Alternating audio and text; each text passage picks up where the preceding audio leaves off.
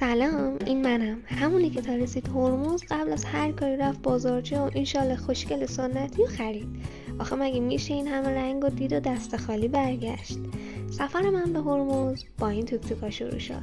از همون اسکله که پیاده میشیم میدونی ماجراجویی واقعی از اینجا شروع میشه. بهترین راه برای گشتن دور جزیره همین توک‌توکاست. اینم اقامتگاه ماجراست که کلی رنگای قشنگ داره و فضای هنری، یه اثر هنری تمام عیاره. زدیم به دل کوه و دریا. اولین ایستگاه ساحل مجسمه ها بود.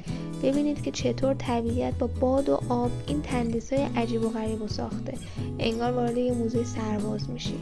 و اما رنگ ها، خدای من، اینجا قلب هرمز، کوههای قرمز، زرد، نارنجی. هرمز به خاطر این خاک‌های جادویی بهش میگن جزیره رنگین کمان. برمیگردیم به سوگلی جزیره، یعنی ساحل خاک سرخ، یه ساحل که ماساژ فوق‌العاده قشنگ و رنگیه. اینجا یه قسمت تلخ هم داریم، ساحل نقره‌ای. این ساحل قبلا پر از ماسه‌های براق بوده، ولی متاسفانه انقدر که برداشت شده دیگه چیزی از اون درخشش سابق نمونده.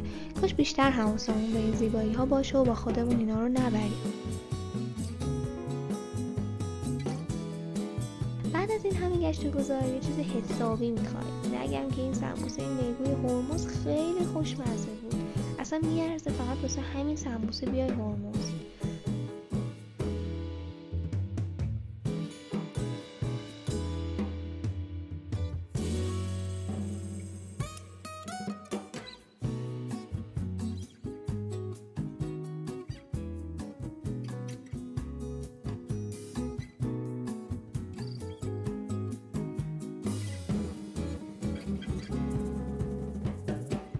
بچه‌ها، سفر کوتاه من به جزیره پر از رنگ هرمز تموم شد.